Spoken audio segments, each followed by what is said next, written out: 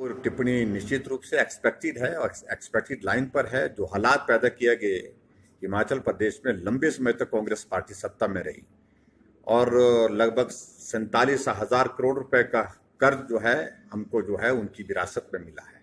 ऐसी परिस्थिति में हिमाचल प्रदेश में भारतीय जनता पार्टी की सरकार आने के पश्चात हमने फिर भी कर्ज थोड़ा लिया है, कम लिया है और काफी ज्यादा कोशिश की है, प्रयास किया है कि हम ज्यादा कर्ज ना लेकर के कम कर्ज से अपनी गाड़ी को चला सके, ताकि इस कर्ज के बोझ को धीरे धीरे हम हल्का कर सके। विचार कर रहे हैं, कल कैबिनेट है, कैबिनेट में ये सारा विषय भी चर्चा के लिए रखा है। ठीक है, थैंक यू। देखिए, कंगना हिमाचल वापिस आई है, मैं उनका स्वागत करता हूँ और वो सुरक्षित रहें, आराम से रहें अपने घर में, परिवार में और अपने काम में आगे बढ़े, मैं यही कहना चाहता हूँ। लेकिन इतना मैं जरूर कहना चाहता हूँ कि जो पिछले दिनों में जो घटनाक्रम घटित हुआ है उससे स्वाभाविक रूप से जहाँ कंगना आहत हुई है, हिमाचल प्रदेश का हर व्यक्ति आहत हुआ है जिस प्रकार की सारी घटनाएं घटित हुई है और पूरे देश भर में उनको एक बहुत बड़ा समर्थन और सहयोग उस दृष्टि से मिला है। तो ऐसे में मैं यही चाहूँगा कि भाई कंगना आकर के आराम से रहे, तनाव से मुक्त होकर के रहे और अपना काम करे। निश्चित रूप से अभी रहेगी।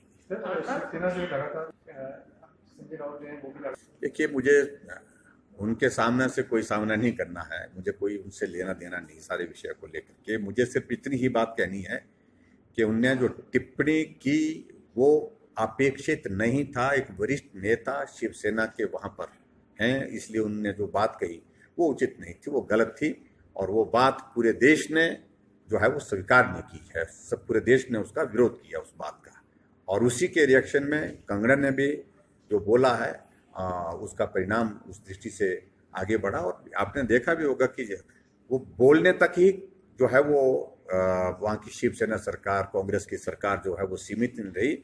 उन्हें आगे बढ़ करके भी कंगना को जिस तरह से प्रताड़ित किया जा सकता था, परेशान किया जा सकता था, उनके ऊपर मामले दर्ज करने की बातें, उनका घर तोड़ने की बातें, ऐसी बहुत सारी चीज़ों को लेकर के, ताकि वो एक बहुत बड़े तनाव के इस दौर में जो है वो इस परिस्थिति को इसका सामना न कर सके। सम्मान है और विधायक के इंस्टीट्यूशन के प्रति भी पूरा सम्मान है, कहीं भी किसी प्रकार की कमी नहीं। मैंने पहले भी विधानसभा के अंदर जब इस सारे विषय को उठाया था विधायक से जुड़े हुए, तो मैंने स्पष्ट शब्दों में कहा कि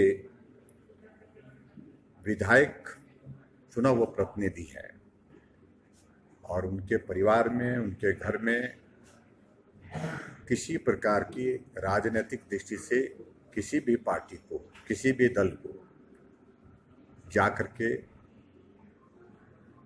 स्लोगन शॉटिंग, घर के बाहर शोरगुल करना वो उचित नहीं होगा।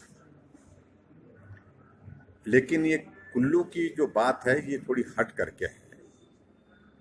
पहले मुझे जानकारी नहीं थी, मालूम पड़ा कि जो लोग गए थे वो सिर्फ कांग्रेस पार्टी का ऑफिस है, वहां पर कांग्रेस पार्टी के ऑफिस में, ऑफिस के बाहर थोड़ा प्रदर्शन किया, इससे हट करके कुछ नहीं है उसमें। और दूसरी बात, इस विषय को मुझे लगता है कि उचित होगा कि यहीं छोड़ देना। और जिस प्रकार से विधायक महोदय ने राजनीतिक दृष्टि से इस मुद्दे को उठाने की कोशिश की, ऐसा प्रतीत होता कि इससे उनको बहुत लाभ हो गया, तो मैं समझता हूं कि लाभ के बदले इसमें नुकसान होगा। मैं उन सारी चीजों में कहना नहीं चाहता हूं कि मामला अभी तक भी कोर्ट में है और कोर्ट में मामला है तो उस पर कहना उचित नहीं है। लेकिन जहां तक विधायक के बारे में मैं बड़ा स्पष्ट कहना चाहता हूं कि विधायक के इंस्टीट्यूशन के प्रति हमारा पूरा सम्मान है, उनकी सुरक्षा के प्रति हमारा पूरा सम्मान है। लेकिन ऐसी चीजों को राजनीतिक दृष्टि से इस प्रकार से जोड़ना, एसपी के ऑफिस में अंदर जाकर के धरना देना, डिजास्टर मैनेजमेंट एक्ट लागू है उसके बावजूद भी देना, सोशल गैदरिंग का जो सम्मान ना करके सैकड़ों की संख्या में लोगों को बुला करके वहां पर नारेबाजी करना, ये सारी चीजें मुझे लगता कि उचित नहीं है, खासतौर से जब कोरोना का ये दौर बढ़ रहा है। और वहां जब एसपी ऑफिस में एक पुलिस का कर्मचारी कोविड पॉजिटिव निकला तो स्वाभाविक रूप से उस कैंपस में और उस ऑफिस में उसको सैनिटाइज करना बहुत जरूरी था, और सैनिटाइज करने के लिए वो प्रक्रिया वहां पर की। उसके बावजूद भी ये लोग वहीं पर ही बैठे रहे, ये वहां से हटे नहीं। 10 लोग थे जो अंदर वहां पर बैठे थे, और बाकी के लोग जो है वो बाहर स्लोगन शॉटिंग कर रहे थे। ऐसे में मुझे सिर्फ इतना ही कहना कि इस हद तक राजनीति को ले जाने की आवश्यकता नहीं, और खासतौर से जो उनके वोटर से जुड़ा हुआ विषय है ये हाई कोर्ट में है, इसलिए उचित नहीं है इस पर ज्यादा कहना।